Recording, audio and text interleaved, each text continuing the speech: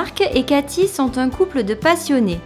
Ils se sont formés au fil des ans, de façon empirique, mais aussi conseillés par les meilleurs. Ils ont atteint une excellence reconnue par leurs pairs. Les nombreux prix obtenus à travers l'Europe prouvent qu'ils sont passés maîtres dans l'art de la fabrication de la bière. Ce qui motive nos amis à l'excellence, c'est de proposer un produit qui fera de chaque rencontre un moment de convivialité et le plaisir de partager un produit unique dans lequel ils ont mis toute leur passion et tout leur savoir-faire.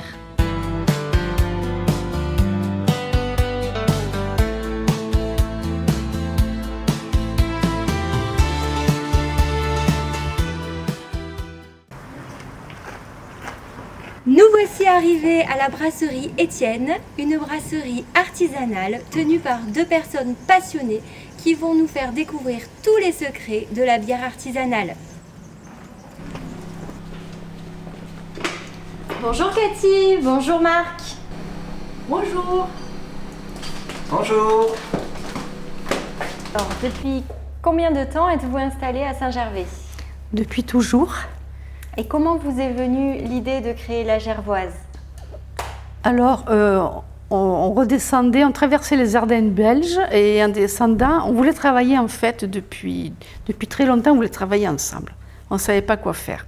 Et puis en descendant, en traversant les Ardennes belges, on est tombé sur une petite brasserie qu'on a visitée et on s'est dit, tiens, pourquoi pas ça ? Elle était vraiment à ses balbutiements. Ils vidaient la drèche, les résidus donc de brassage au milieu de leurs vaches. Donc on s'est dit pourquoi pas. Donc on est arrivé et on est parti là-dessus. Et donc on s'est documenté. On a fait le salon de la bière de Strasbourg. On a rencontré des gens très intéressants, dont le conservateur du musée de la bière de Stenay, qui était Philippe Voluer, et qui nous a donné beaucoup d'indications. Donc on est parti comme ça. Voilà, alors il faut savoir qu'à cette époque-là, il n'y avait pas Internet, bien sûr. Donc se lancer dans cette aventure, c'était quand même assez fastidieux. Parce que pas de documentation, très peu de littérature à disposition. Donc on a fait, je pense, pas mal de milliers de kilomètres pour aller voir un peu, déjà au musée de la bière, parce que lui il avait quand même pas mal de documents à disposition. Et puis on est monté à Lille, on est monté dans le Nord, on a fait pas mal de kilomètres. Et donc une fois qu'on a été documenté, donc on a étudié tout ça bien sûr. Parce que ça se fait pas n'importe comment. Et on est allé brasser chez l'un et puis chez l'autre. C'est comme ça qu'on a appris le métier au départ. Après, bien sûr, on s'est bonifié. Hein. Et donc voilà. Donc ça a été assez long à se mettre en place parce que financièrement, c'était assez compliqué. On était au milieu des Côtes-du-Rhône. Alors, bon. On a été pris un peu pour des rigolos au départ, c'est vrai, il faut l'admettre, hein, c'est vrai. Hein. Ouais. Et donc, ça s'est mis en place, et puis petit à petit, on n'avait pas beaucoup d'argent d'avance, donc chaque fois qu'on avait un petit peu d'argent, on le mettait dans l'aventure, voilà. On a commencé par fabriquer la brasserie en elle-même, hein, les murs, petit à petit, et puis le matériel, voilà, petit à petit, et puis on s'est lancé, voilà. Et vous êtes combien dans l'entreprise ? On est tous les deux. Voilà, il y a le staff au grand complet là. Voilà.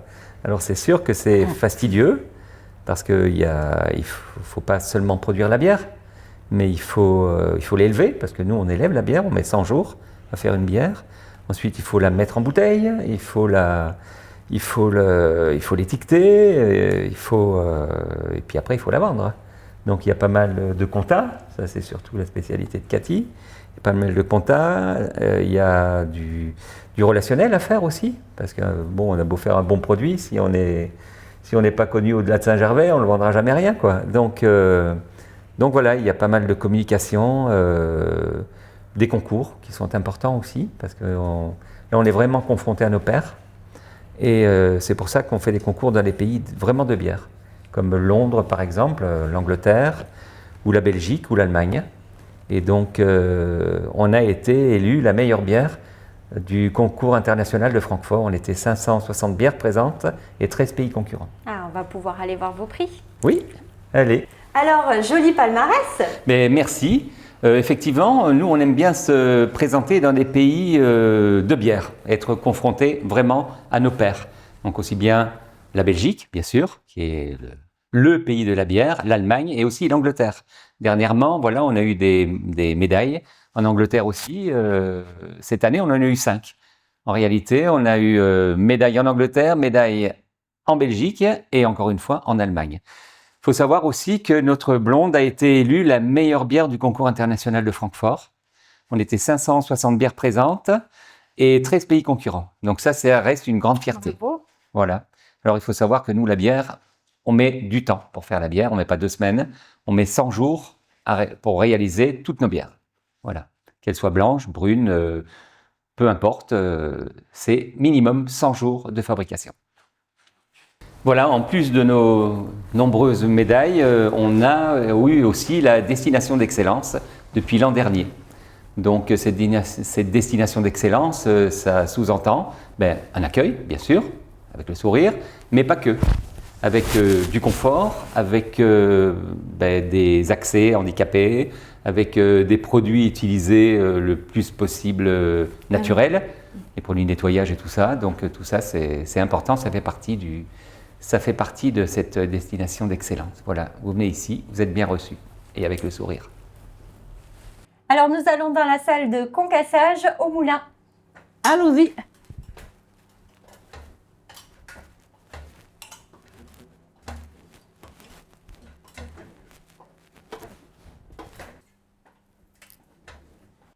Alors expliquez-nous tous les secrets de cette salle. Alors vous êtes ici dans la salle de concassage avec le moulin. C'est la première phase du brassage puisqu'il faut concasser le malt. Donc le malt, c'est de l'orge qui a subi un traitement par le malteur. Donc ça, c'est un métier à part entière. On pourra y revenir dessus. Donc il faut le concasser pour atteindre l'amidon qui est au centre du malt. Et pour pouvoir, ce qu'on va faire dans la deuxième phase, c'est le transformer en sucre en chauffant pour pouvoir fermenter derrière. Voilà, donc ici, c'est phase du concassage, comme on disait tout à l'heure. Alors, on a la chance d'avoir un vrai moulin de minoterie sur lequel il y a plusieurs cylindres. Il faut savoir que cette première opération est très délicate parce que l'orge conserve son enveloppe et son enveloppe va être très utile dans une phase ultérieure de brassage. Donc elle va nous permettre d'auto-filtrer, si on veut, le mou.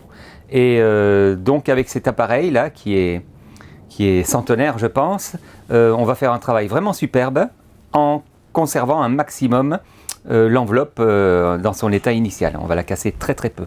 Voilà. Et cette opération est utile, bien sûr, comme disait Cathy tout à l'heure, pour atteindre la farine. Nous voici maintenant dans la salle de brassage. Expliquez-nous tout. Alors tout, pas tout, parce que ça sera très long, mais bon voilà les principales étapes. Donc le malt que nous avons concassé tout à l'heure, on va donc l'introduire dans cette cuve. Et dans cette cuve, on va faire une première opération qui s'appelle l'empâtage.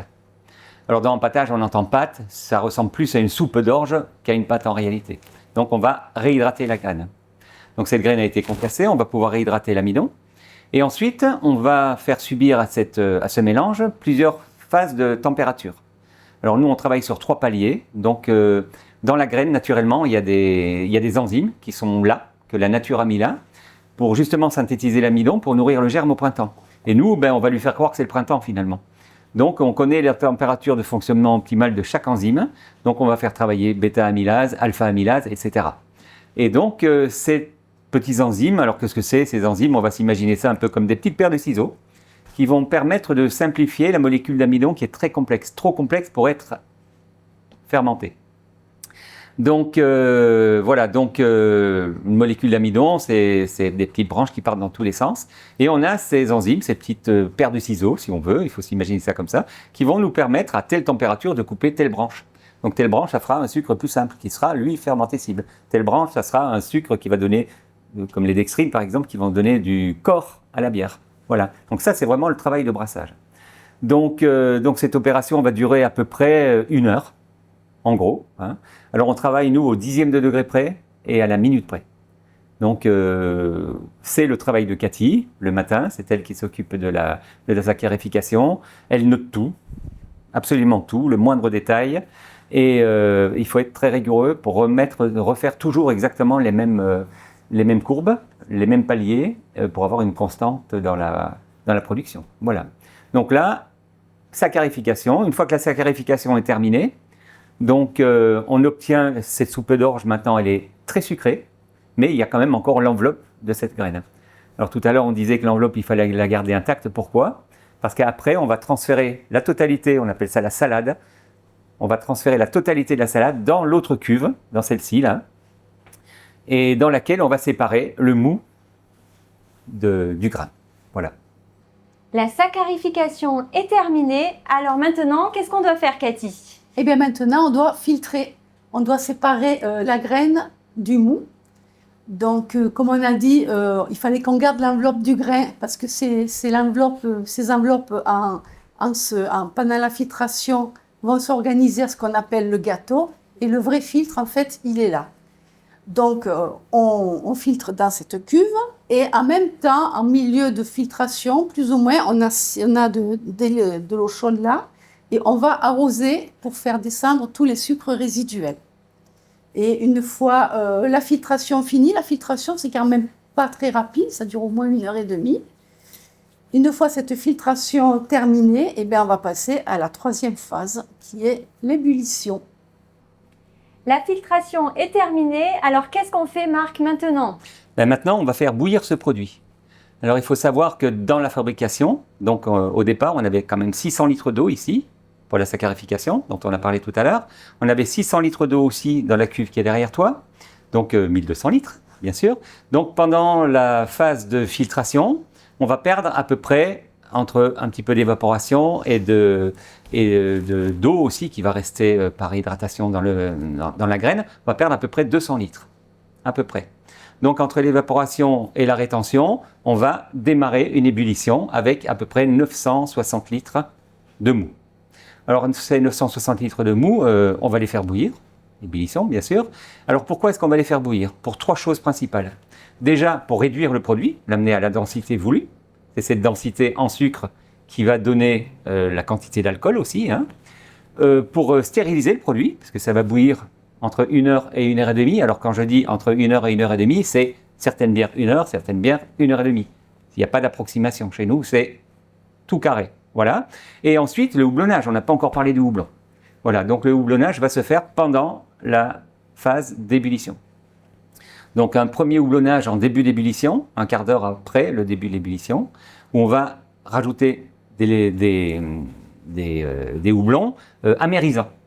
Donc ils vont bouillir tout le long jusqu'à la fin. Alors pourquoi ? Parce que les résines sont assez difficiles à extraire, donc si on veut de l'amertume, il faut les mettre dès le départ. Ensuite, 5 minutes avant la fin de l'ébullition, on va rajouter des houblons aromatiques. Un peu comme on met du persil dans une préparation. On ne le met jamais en début de cuisson. On va rajouter 5 minutes avant la fin de l'ébullition les derniers houblons aromatiques. Voilà. Et là, on aura obtenu en fin d'ébullition à peu près 870 litres donc de mou, sucré, amérisé et aromatisé. Il ne restera plus que la phase de refroidissement. Voilà, donc l'ébullition vient de se terminer.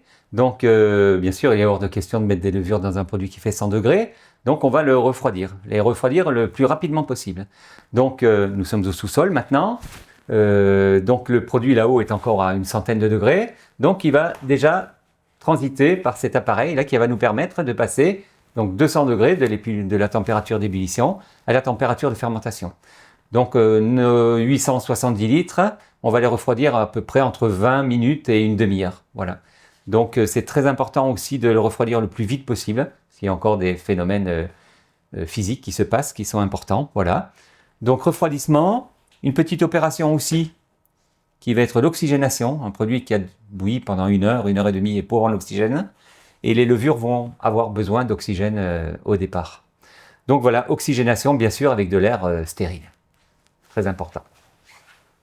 Alors, en phase de refroidissement, le mou arrive dans cette cuve refroidie. Et à mi-chemin, on va rajouter les levures, donc les températures seront bonnes.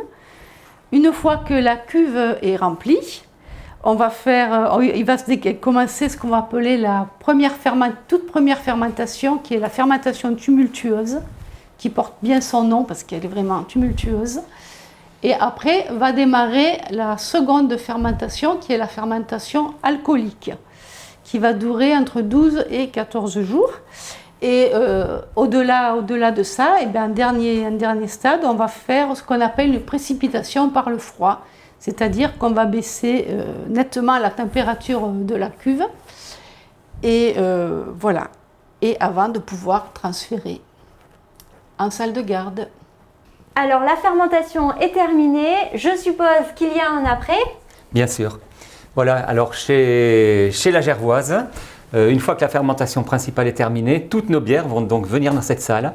Donc ici, il fait 0 degré toute l'année. C'est la température idéale de mûrissement de la bière, et toutes nos bières, parce que maintenant on va pouvoir parler de bière, toutes nos bières vont rester ici minimum 60 jours. Donc pendant ces 60 jours, elle va continuer, elle va vraiment se bonifier, elle va se séparer encore de levure excessive, de tas de choses. Elle va prendre du moelleux, et puis voilà. Il faut savoir qu'à ce stade, elle n'est toujours pas gazeuse. Donc pour la rendre gazeuse, on va faire une prise de mousse, là on va en parler. On va faire une prise de mousse exactement comme le champagne. Donc ici, les bières sont plates. Voilà. Voilà, nous quittons la chambre froide, donc où la bière a mûri pendant 60 jours. Donc maintenant, on est en phase de mise en bouteille. Donc on va resucrer la bière. On va faire une prise de mousse exactement comme dans le champagne. Donc on va rajouter du sucre qui va être consommé par les levures que nous allons rajouter aussi. Et comme la bouteille sera capsulée, forcément le CO2 ne pourra pas s'échapper dans l'atmosphère et va saturer naturellement notre produit de CO2. Ça va se passer dans la chambre chaude. Alors merci pour cette visite très instructive. On se retrouve maintenant en terrasse, au soleil, avec vue sur la vallée de la Cèze, le petit jeu de fléchettes. Qu'est-ce que vous proposez d'autre alors dans cette jolie brasserie ? Alors, hormis la terrasse où c'est vrai, on peut venir boire un verre après le travail ou le samedi. Même en hiver. Même en hiver, c'est ouvert toute l'année, c'est chauffé l'hiver. Donc on s'y détend bien, on s'amuse bien aussi. Et on propose donc des soirées. Donc déjà, on va faire une soirée karaoké avec Flammkuche en mai. Sinon, on fait des soirées l'été, les estivales de la Gervoise. Ça fait 6 ans maintenant qu'on fait ces fêtes-là. Donc, il s'agit d'une soirée avec un repas traiteur. Donc, on a un traiteur qui vient, vous êtes assis, vous mangez assis. C'est un très bon repas. Et ensuite, vous avez un concert, le concert qui démarre. Donc, on a un groupe de rock. Et tout le monde s'amuse, ça danse, ça chante, ça rigole. Donc, ce sont des soirées très agréables, très punchy aussi. Et puis voilà, puis après, ce qu'on fait aussi également, ce sont des visites apéritives. Oui, alors toute l'année, on fait des visites apéritives. En été, on les dirige plutôt vers le vendredi matin. Et donc, les visites apéritives chez nous, ce sont des visites dans lesquelles on prend son temps. C'est-à-dire qu'on ne sera pas fait en une demi-heure, ça va être 1 heure, voire 1h30. Donc, on va vous expliquer le processus de fabrication, depuis la graine jusqu'à la bouteille finie. Et donc, à la fin de la visite, ce sera compris dans le prix de la visite, vous dégustez la bière que vous aurez choisie et vous avez quelques petits accompagnements avec, mais de bons accompagnements. On fait venir le saucisson de Haute-Loire, les olives viennent de Nîmes. Voilà, on choisit vraiment de bonnes choses pour faire plaisir. Et puis après, on s'éternise un petit peu en terrasse, on discute tranquillement pour terminer l'après-midi. Voilà. D'accord. Alors nous, on a fait la visite. Maintenant, on va peut-être passer à la dégustation apéritive. Avec plaisir. Alors, nous savons tous que la bière se marie bien avec la charcuterie. Par contre, le mariage bière-fromage est beaucoup moins connu. C'est vrai, mais c'est vraiment quelque chose de très très très bon. Alors maintenant, il ne faut pas utiliser n'importe quelle bière non plus. Une bière trop amère ne sera pas forcément propice à une bonne dégustation. On va plutôt passer sur une bière un peu comme la blonde, qui est assez douce ici, ou encore mieux, sur la brune. La brune, un peu ses arômes de café, ses arômes de pain grillé, servi à bonne température, surtout pas au frigo, va vraiment sublimer le goût du fromage, et puis l'ensemble est vraiment très très savoureux. avec un bon pain, bien sûr. Ça, c'est très très important. Voilà, sans ça, on a aussi la bière blanche qui va très bien avec les crevettes, par exemple, à l'apéritif. Très très bien. Et puis voilà, on peut accommoder avec ce qu'on veut finalement. Un petit peu de pâté, un petit peu de copa, des choses comme ça. Mais on sera plutôt sur des bières un peu douces alors. Pas des bières trop amères. Voilà.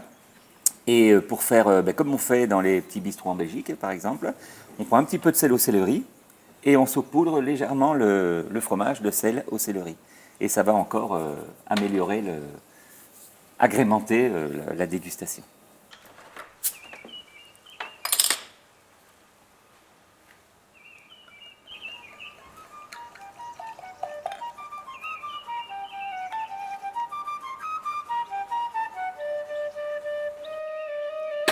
Voilà, on prend un petit bout de fromage ou de saucisson. Et aussi. Hop.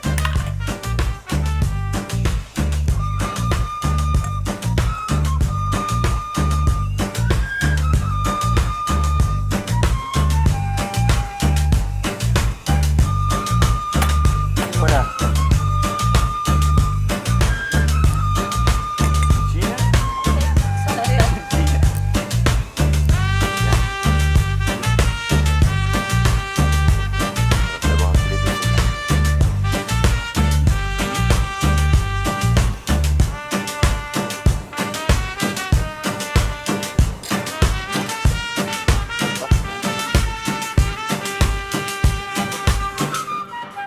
Il aurait fallu un petit bout de pain. C'est dommage, on n'a pas le boulanger avec nous. Ouais.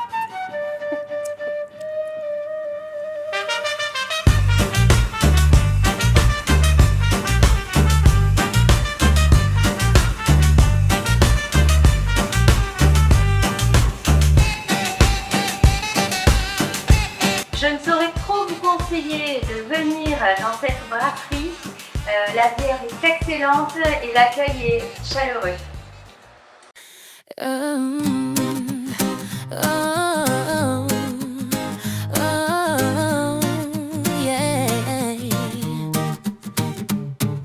Venez nous rencontrer et partager un moment d'amitié. Nous vous recevrons avec plaisir. À quoi sert de créer si ce n'est pas partager? Profitez d'un moment de loisir pour déguster une boisson raffinée. Nous l'avons élevée pour vous. Avec le temps, elle a grandi et ne demande qu'à être servie pour des amateurs avertis. Cette bière, c'est notre vie. Sa qualité est garantie. Avec le temps, elle a grandi pour des amateurs avertis.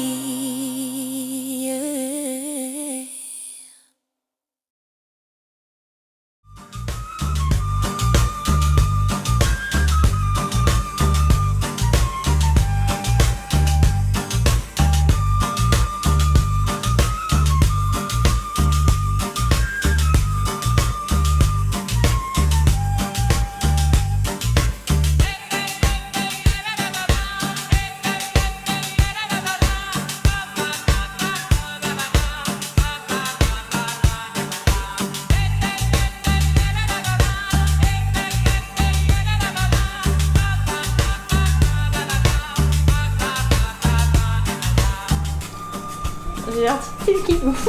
Je suis content parce que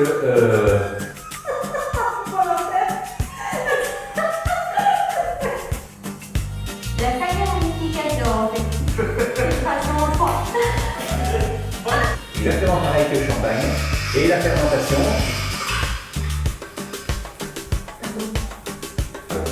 Capsuler